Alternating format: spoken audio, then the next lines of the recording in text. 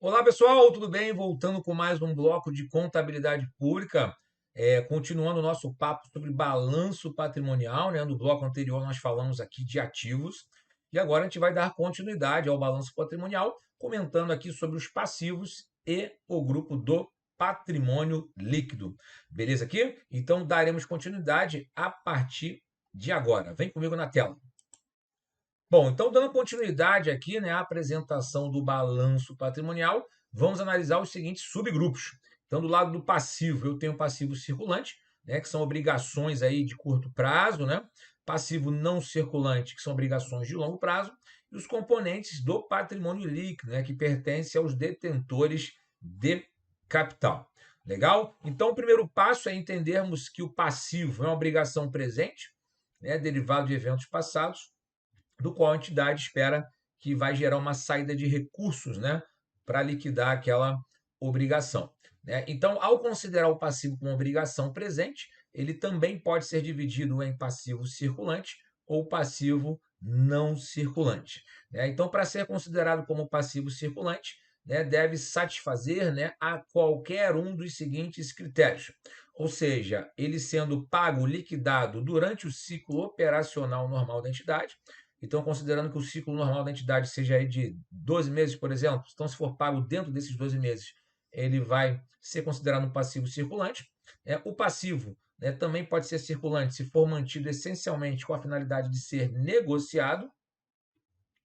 Né? Uma outra possibilidade do passivo ser circulante é dele ser pago no período de até 12 meses após a data das demonstrações contábeis, ou seja, se eu não olhar para o ciclo operacional, eu posso contar 12 meses após a data de fechamento das demonstrações contábeis da entidade, ou até mesmo é um passivo circulante quando a entidade não tem o direito incondicional de diferir, né, a liquidação do passivo durante pelo menos 12 meses após a data do balanço. Né? Então, se eu não conseguir postergar, né, colocar para frente, né, esse passivo, né, por pelo menos 12 meses da data do balanço, aí eu tenho também um passivo circulante. Beleza aqui? Tá? Então, se esse passivo não tiver qualquer uma dessas características que nós comentamos aqui, serão classificados como passivos não circulantes. Legal? É bem parecido aí com a questão dos ativos não circulantes. Né?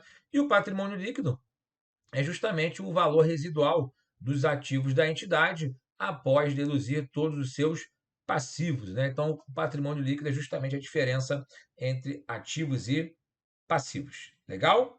Tá? Então, no passivo circulante, eu posso ter aqui os seguintes subgrupos, né? De acordo aí com o próprio manual de contabilidade aplicar ao setor público.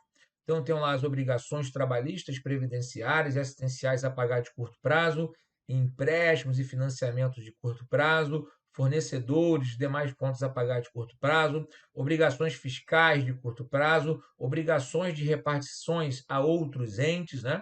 Provisões de curto prazo e demais obrigações de curto prazo que não tenham, né, as classificações anteriores. Tá? Então, repare que a maioria dos passivos circulantes tem relação com itens de curto prazo. Né? Então, por exemplo, obrigações trabalhistas, previdenciárias e assistenciais pagar, né, a pagar no curto prazo. Então, seja, salários dos funcionários, né, as remunerações, né, os benefícios, né, que incidem sobre essas as remunerações, os encargos, né, previdenciários, né, trabalhistas, né, FGTS, próprio INSS, tudo mais, né, que tenham, obviamente, vencimento no curto prazo.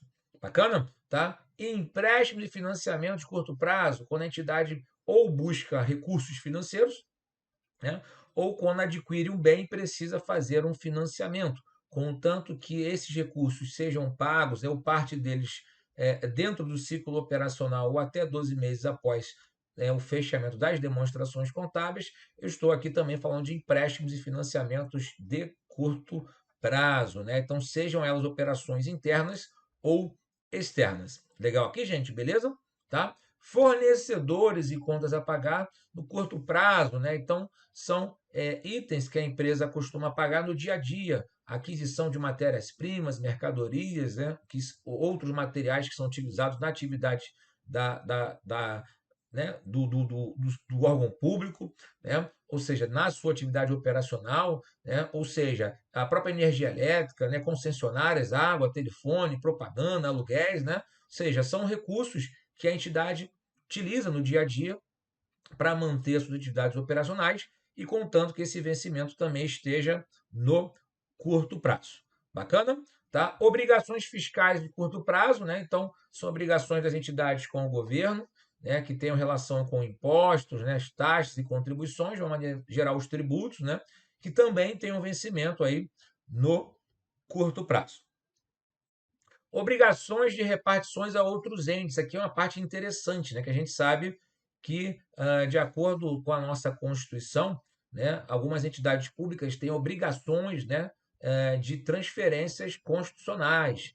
Né? Então, ou seja, parte da arrecadação do governo federal é repartido em estados e municípios, parte da arrecadação dos estados são repartidas por municípios. Então, ou seja, essa parte que eu tenho a obrigação de repartir, né, recursos, né, repassar recursos a outros entes, também, né, são passivos e que obrigação, né, de forma obrigatória são considerados no curto prazo, porque eu arrecado e repasso, né, num curto prazo. Eu não posso esperar 12 meses, né, para repassar esse recurso ou para repartir esse recurso. Então, nem está em formação de curto prazo, porque obrigatoriamente ele já é de curto prazo. Legal aqui, gente? Beleza? Provisões a curto prazo, né? A gente sabe que as provisões são passivos também, né? Só que passivos com prazo ou valores incertos, né? Que tem uma probabilidade de ocorrência no curto prazo. Então, para ser considerado uma provisão, eu preciso ser, né, uma obrigação provável de acontecer, né? Que envolve um certo grau de estimativa, pode ser uma garantia, por exemplo, pode ser uma demanda judicial, por exemplo, né, que esteja já em andamento, que eu sei que eu vou perder, só não sei o valor, né, pode ser uma garantia, né, enfim, eu tenho várias possibilidades aqui de provisões que envolvem passivos que já têm o fato gerador, só que o que acontece às vezes é que eu não consigo estimar com 100% de certeza qual é o seu valor real, né? Então eu preciso gerar uma estimativa, mas contanto que seja provável a liquidação desse passivo, né? Que se essa provisão tiver a expectativa de ser liquidada no curto prazo, ela é uma provisão de curto prazo. Legal aqui, gente? Beleza? Tá? E, né, se eu não conseguir classificar, né, os meus passivos dentre as classificações anteriores, eu vou chamar esse cara aqui de demais obrigações a curto prazo, né? Então, são obrigações da entidade junto a terceiros que não estão inclusas nos subgrupos anteriores, que tenham vencimento no curto prazo, né? Inclusive os precatórios decorrentes dessas obrigações. Legal? Beleza? Então, quando eu olho aqui o passivo não circulante, vocês vão ver que existem basicamente as mesmas contas, com poucas alterações aqui.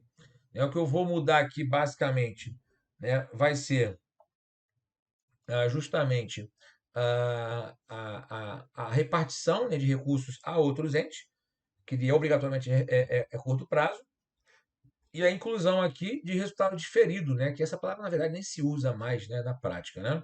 Então, ou seja, eu vou ter as obrigações trabalhistas e previdenciárias assistenciais a pagar de longo prazo, empréstimo e financiamento de longo prazo, fornecedores e contas a pagar de longo prazo, obrigações fiscais de longo prazo, provisões de longo prazo, demais obrigações de longo prazo e resultado diferido, né? Ou seja, então, obrigações trabalhistas, previdenciárias e assistenciais a pagar a longo prazo são recursos, né, que têm relação com salário, remunerações, benefícios, né, de uma forma com vencimento de longo prazo. Na maior parte das vezes aqui, salário e remuneração não se enquadra nisso, né, mas eu posso ter algum tipo de benefício, né, de alguma previdência privada, por exemplo, né, um benefício assistencial que ele seja de longo Olá, meus prazo, né? amigos, minhas amigas, eu sou o professor Lac. Inicialmente eu quero pedir licenças, pois interrompi os seus estudos. Mas essa videoaula é uma videoaula demonstrativa do nosso querido site Lac Concursos, para você conhecer a nossa metodologia, conhecer os nossos mestres, para você se interar mais sobre o nosso produto. Eu sou o professor Lac especialista em concursos públicos, já fui aprovado apenas em 2022 em 9 concursos públicos, estou aqui para te ajudar. Inclusive, um desses concursos que eu fui aprovado foi exatamente esse concurso de fiscal de tributos do município de Poconé, que ocorreu, salvo engano, em maio de 2022. Eu fui aprovado em segundo lugar, não tomei posse, não preencheu quantidade de vagas aí, teve bastante inscrito no concurso e agora realizaram outro concurso. Mas galera, é o seguinte, você quer passar no concurso, mas passar de verdade, sem auto-engano, venha, faça o nosso curso, se matricule, cumpra nossas orientações pedagógicas, que eu tenho certeza absoluta que você vai ser aprovado. Aliás, eu não posso falar isso, mas eu tenho certeza que você vai fazer uma excelente prova, vai ser um divisor de águas, tudo bem? Então vem comigo, vem estudar comigo, professor Lac. Forte abraço, fique com Deus. Tchau, tchau.